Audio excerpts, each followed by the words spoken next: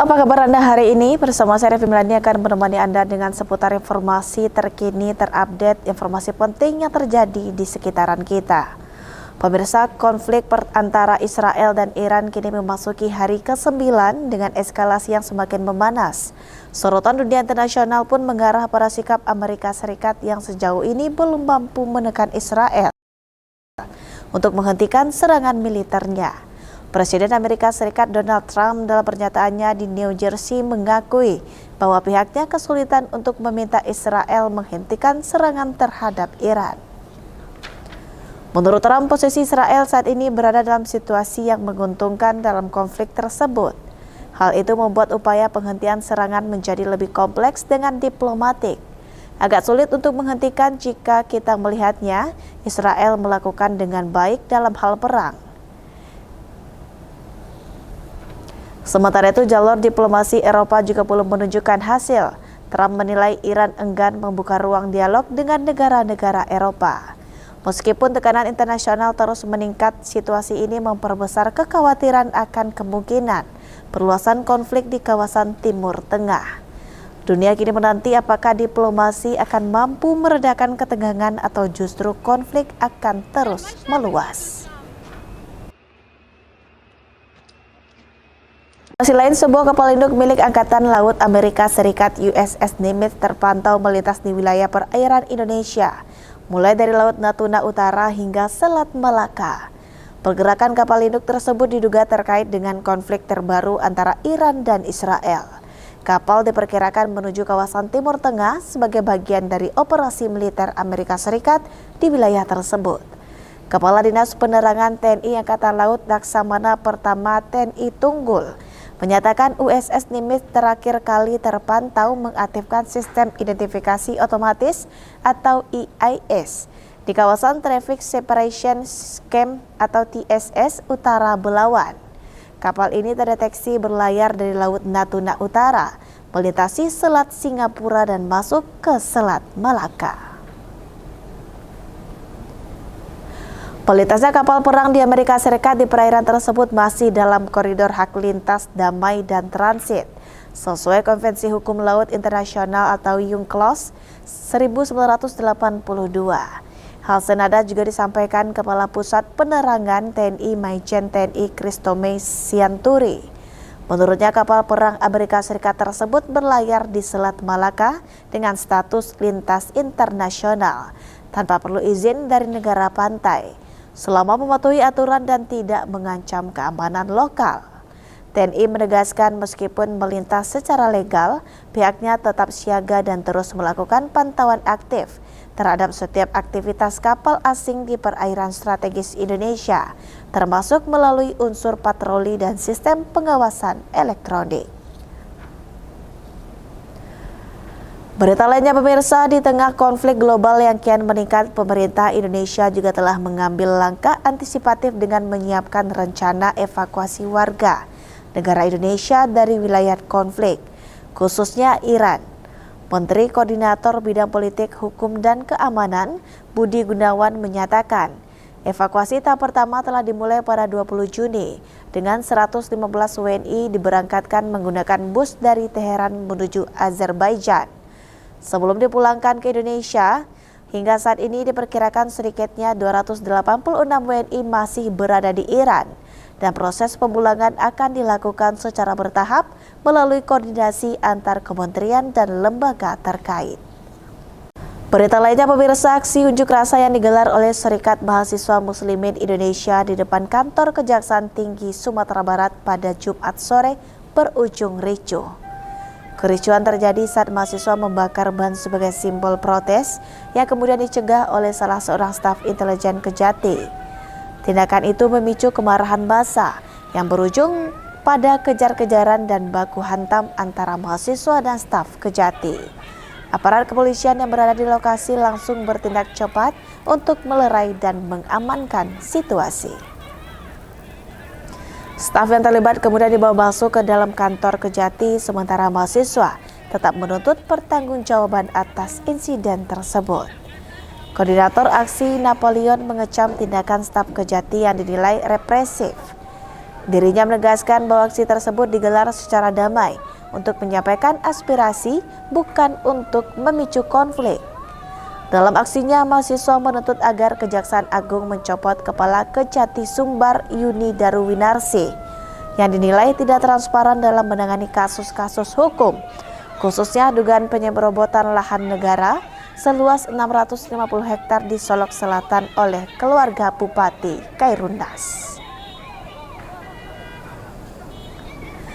Sebelum membubarkan diri, mahasiswa menutup pulang nama kantor Kejati dengan spanduk bertuliskan "Copot Kejati Sumbar" serta melempar botol minuman ke arah perkarangan kantor. Menanggapi aksi tersebut, Kasih Penkum Kejati Sumbar M. Rashid menyatakan insiden tersebut masih dalam kendali dan merupakan bagian dari penyampaian aspirasi publik. Terkait kasus lahan di Solok Selatan, Rashid menegaskan proses penyelidikan masih berjalan.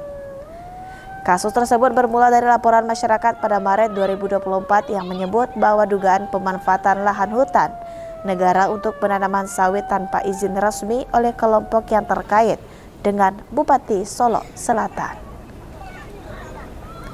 Hingga kini belum ada keterangan lanjut dari pihak terlapor terkait proses hukum yang sedang berjalan. Artinya teman-teman kita semua melihat bagaimana perilaku penegak hukum kepada masyarakatnya, teman-teman.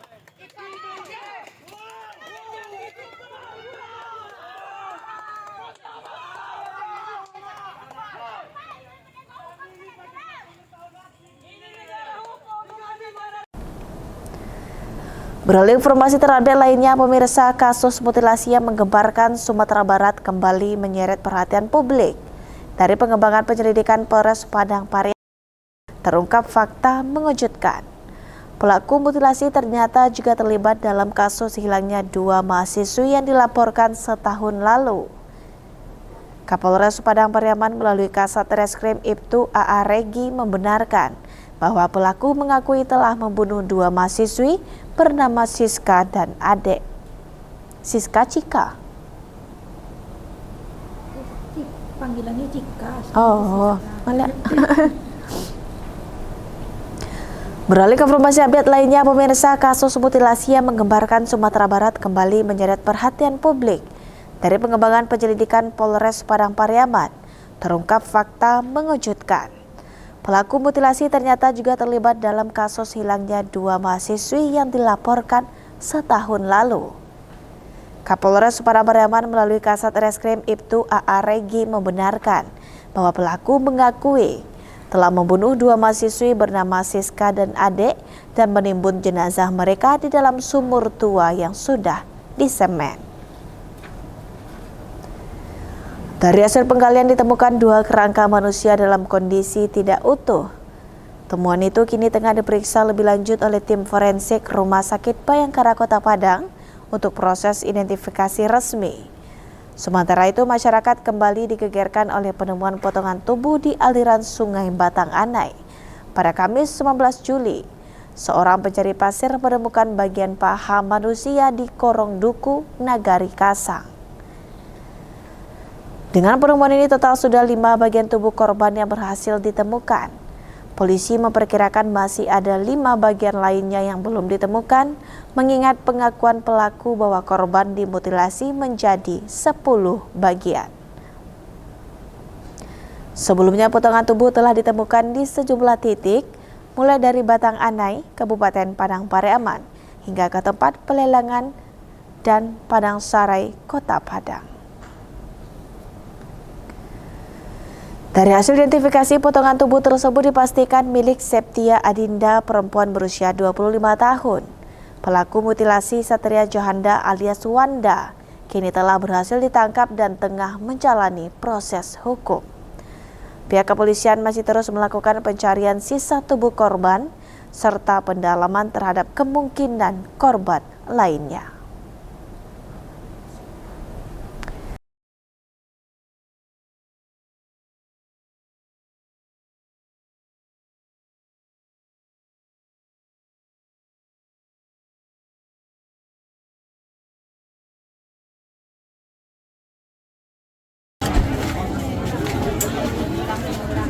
Bu, mundur Bu.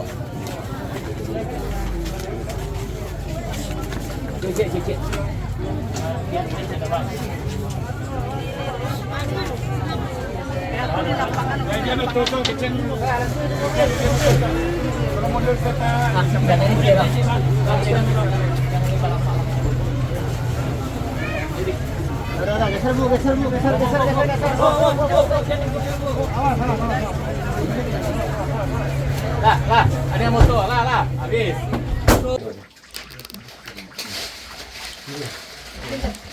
Akhirnya kalau bisa ikut sudah.